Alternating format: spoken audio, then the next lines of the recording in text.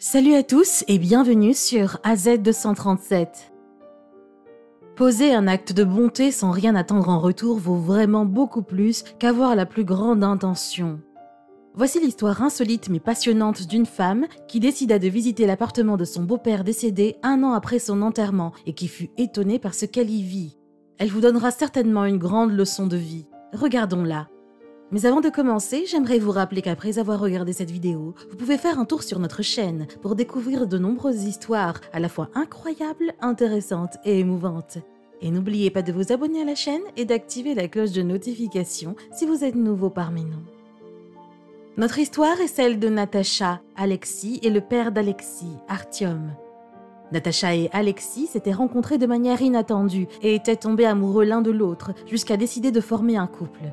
Pour officialiser leur relation, Alexis emmena Natacha chez son père pour le rencontrer enfin. Ce dernier était un vétéran handicapé de l'armée. Lorsqu'il vit Natacha, le vieil homme parla immédiatement à Alexis et le persuada de l'épouser. Sans aucun doute, Natacha était une femme très belle, pleine d'esprit et joyeuse. Elle était très douce et ne se disputait jamais avec son fiancé Alexis. Au début, Alexis hésitait à épouser Natacha en raison de son instabilité financière. De plus, elle venait d'une famille à faible revenu du village. Cependant, son père le convainquit que l'argent et l'héritage ne devraient pas être son critère de choix d'une épouse. Il devait voir au-delà de la raison. Alexis épousa finalement Natacha. Ils décidèrent d'emménager dans la maison du père d'Alexis. Natacha et le vieil homme développèrent un fort attachement, au point qu'Artyom la considérait déjà comme sa véritable fille. Il lui achetait même des cadeaux et lui donnait de l'argent. Il aidait également Natacha à envoyer sa jeune sœur à l'université. Il arriva un moment où Alexis parlait à peine à Natacha. Il ne pouvait même pas passer son temps avec elle. Il était devenu trop occupé au travail, ce qu'Artyom remarqua. Il en parla à son fils et à de nombreuses reprises, mais Alexis ne semblait pas s'en soucier. Les années passaient, le comportement étrange d'Alexis persistait. Natacha ressentait la solitude et la misère d'être une épouse malheureuse. Elle parla à Alexis d'avoir un bébé, mais ce dernier n'aima pas l'idée et détourna le sujet. Un jour, Artyom put acheter une belle maison grâce à sa pension retraite. La maison se trouvait dans une ville, un endroit simple et tranquille. Lorsqu'il décida de s'y installer, il se rendit compte qu'il lui sera difficile d'y vivre, étant donné sa condition physique, surtout que la maison était loin de la civilisation. Il demanda donc à son fils de s'y installer avec lui. Alexis refusa, mais ordonna à sa femme de l'accompagner et s'occuper de lui. Natacha fit ce que son mari lui avait dit. Elle s'occupait de son beau-père et était responsable de toutes les courses de la maison. Artyom se rendit compte que Natacha souhaitait toujours obtenir un diplôme universitaire. Pour lui montrer sa gratitude, il proposa de la payer en échange de toute la gentillesse dont elle faisait preuve à son égard.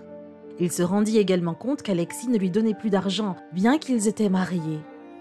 Tous deux passaient la plupart de leur journée à se balader, Natacha poussant le fauteuil roulant de son beau-père. Artyom lui disait souvent à quel point il était reconnaissant d'être pris en charge par elle, alors que son véritable fils ne prenait même pas la peine de lui rendre visite ou de l'appeler. Au fil du temps, la santé d'Artyom commença également à décliner, ce qui l'exposait à différents problèmes de santé. Il fut admis à l'hôpital et malheureusement, après plusieurs jours, il ne put résister aux complications et finit par mourir.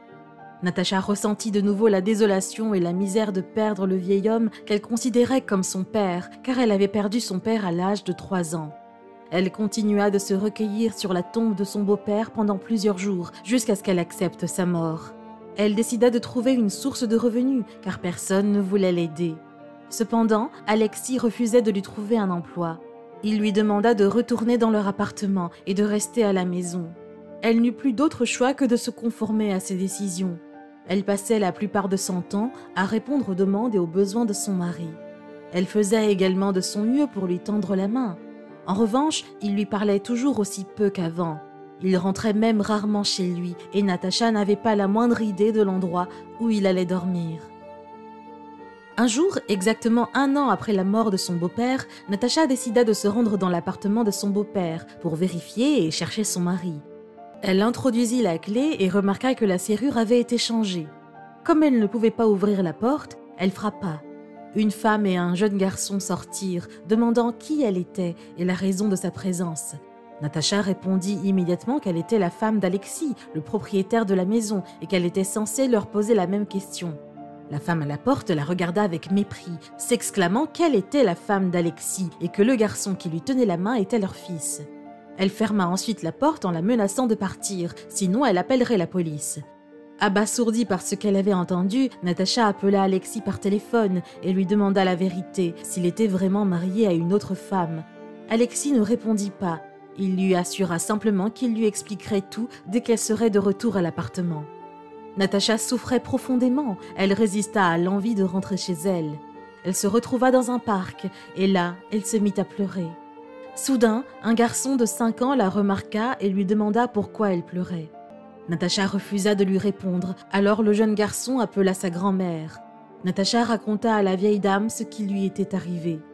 Le garçon et la vieille femme se présentèrent respectivement comme Misha et Tatiana et insistèrent pour emmener Natacha dans l'appartement où ils vivaient. En chemin, Tatiana lui dit que Misha était son petit-fils.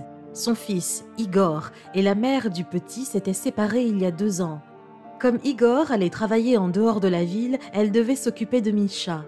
Une fois arrivée à l'appartement, Natacha avoua à Tatiana qu'elle ne voulait plus rentrer chez elle et ne pouvait pas se réconcilier avec son mari qui l'avait trahie. Elle reconnut que pendant trop longtemps, elle avait été aveuglée par l'amour. C'est pourquoi elle restait encore, malgré le traitement injuste qu'elle subissait. En entendant cela, Misha lui demanda si elle voulait rester avec eux pour de bon. Misha se sentait vraiment à l'aise avec elle, et Natacha aussi. La vieille dame lui assura qu'elle n'aurait pas besoin de compenser le loyer, ni de s'inquiéter de ses dépenses quotidiennes. Ce qu'elle ferait simplement, c'était l'aider à faire les tâches ménagères et à s'occuper de Misha. Natacha finit par accepter leur offre. Elle apprit à Misha à lire, à écrire et lui racontait même des histoires qu'il aimait écouter. Elle leur préparait également des plats délicieux. Toute la gentillesse et les intentions pures que Natacha leur montrait étaient admirées par les deux. C'est alors qu'un jour, Misha l'appela maman. En entendant cela, Natacha se sentit fortement émue, car elle avait grandement désiré avoir un enfant à elle, mais cela ne s'était pas produit. Des mois étaient passés et Igor, le fils de Tatiana et le père de Misha, rentra enfin à la maison. Sa famille lui avait manqué, c'est pourquoi il serra son fils et sa mère dans ses bras dès qu'il entra dans la maison.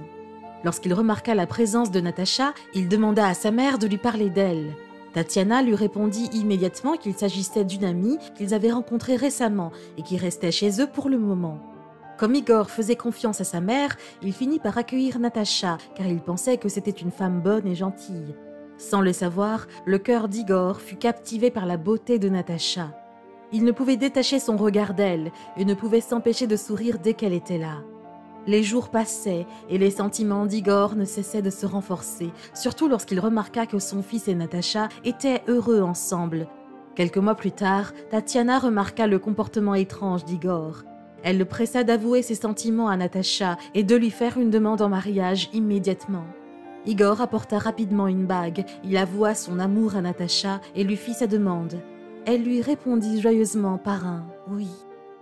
Elle organisa vite la procédure de divorce entre Alexis et elle pour pouvoir épouser Igor. À l'approche de leur mariage, elle constata qu'elle avait des malaises qu'elle n'avait jamais éprouvés. Après un examen, elle découvrit qu'elle était enceinte et Igor était le père. Ils étaient tous deux heureux de la bénédiction qui s'annonçait. Elle épousa Igor et donna naissance à un beau bébé en très bonne santé qu'ils nommèrent Satina. Ils vivaient ensemble, en paix, formant la famille heureuse qu'elle souhaitait avoir. Un beau matin, un événement inattendu se produisit. Un avocat vint les voir. Il annonça à Natacha que son défunt beau-père Artyom avait laissé un testament stipulant que sa maison serait donnée à Natacha en héritage avec tous les documents nécessaires pour le prouver. En l'apprenant, Alexis se mit en colère. Il dut quitter la maison de son père. Il ne comprenait pas pourquoi son père avait donné la maison à Natacha au lieu de la lui donner à lui, pourtant il était l'enfant légitime. Mais il admit finalement que Natacha avait pris soin de son père, mieux que lui, son propre fils. Natacha se sentit trop émue et remercia Artyom de lui avoir donné cette belle maison. Elle emmena sa nouvelle famille dans sa maison pour passer le reste de leur vie avec eux. En fin de compte, ceux qui ont un bon cœur et des intentions pures sont ceux qui vivent en paix. En effet, un bienfait n'est jamais perdu. Quelle est votre opinion au sujet de cette histoire ? Dites-le nous dans les commentaires. Si vous avez aimé cette vidéo, alors cliquez sur le bouton j'aime et partagez-la autour de vous. À très bientôt sur AZ237.